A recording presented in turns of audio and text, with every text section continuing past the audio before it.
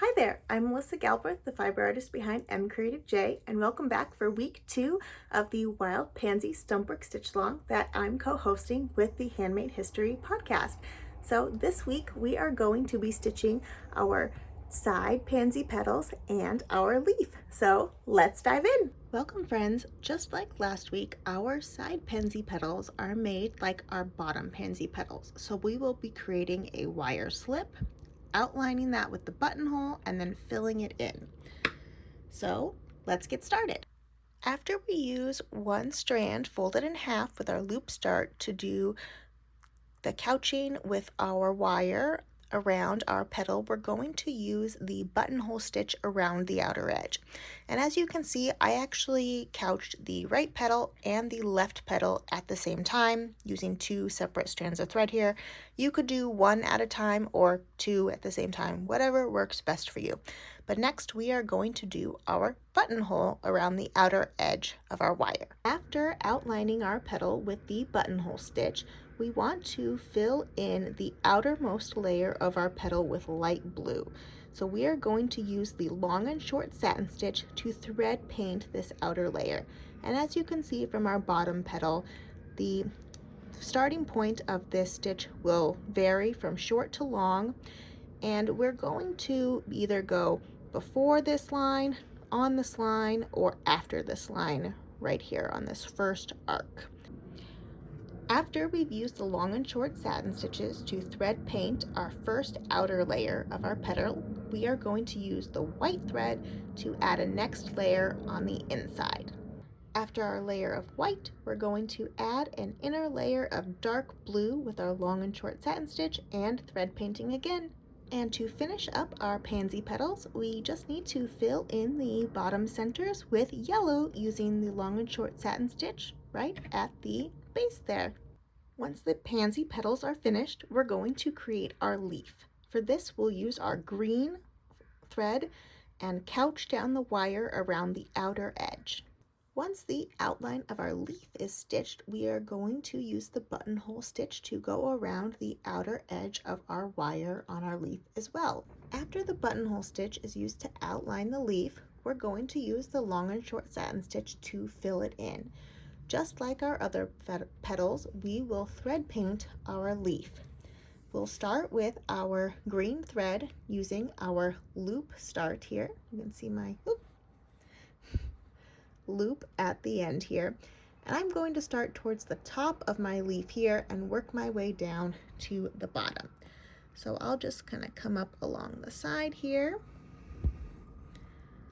Make sure I leave my loop on the back, and then don't catch your wires.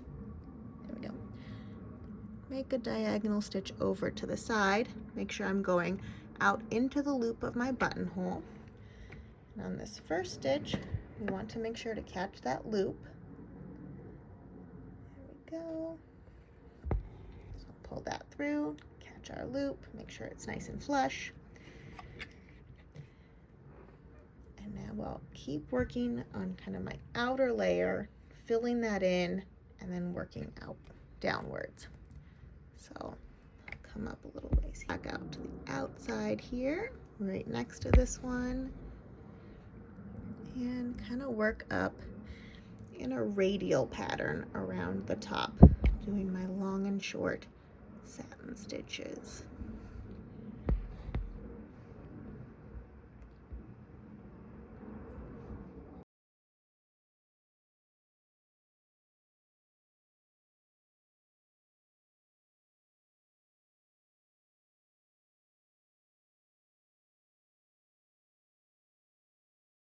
So as you can see, I have almost the first outer layer of my leaf here on this top portion of the petal of it, I guess, the leaf. And now I'm going to fill in the inside of it. So it's almost like our petal here where we did the outside and then we worked our way in. We're going to do that for each little leaf part of a little sticky out portion of our leaf here.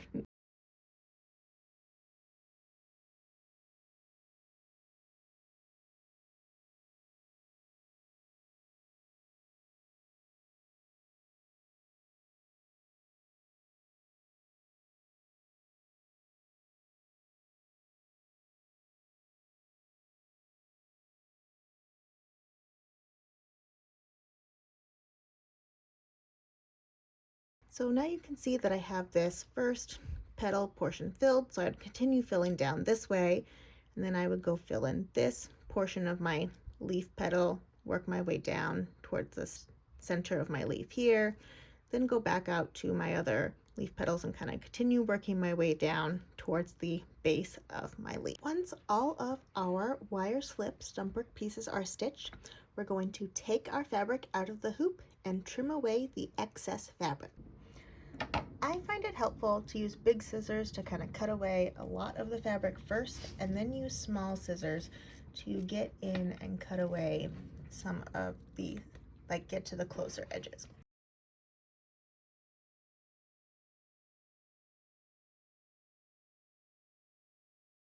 Now I'm going to use some small sharp scissors. Mine are curved. You don't have to have curved ones, to get nice and close to the edges of my wire slips here to trim away the excess fabric and pattern. But I want to get right up next to the edge of my stitching here. So as close as you can get it. See, I'm cutting right up against that edge here.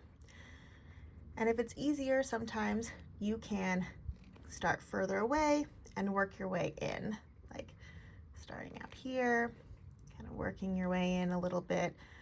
It's totally up to you on how you feel comfortable cutting away our fabric here. And after we're done cutting all of this away, we're going to rinse out this excess stabilizer from the design. So if you accidentally trim anything we don't want to, that excess stabilizer has a little bit of stickiness in there, so it will kind of glue everything down. So that's kind of one of the benefits of using this. But I like to kind of bend the wire here to get down into these little crevices, but just kind of bend the petal or leaf as you need to get as close of a trim as you can. And there's my first petal there. So I'll continue cutting out the rest of them and then we'll rinse them out.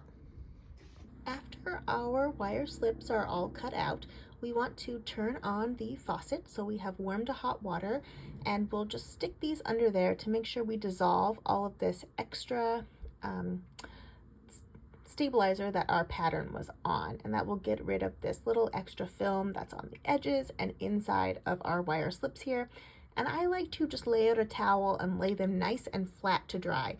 And usually it takes about 24 hours or so for them to just dry completely, and then we'll set them to the side so that way we can work on the other part of our project on week 3. So I'll see you then.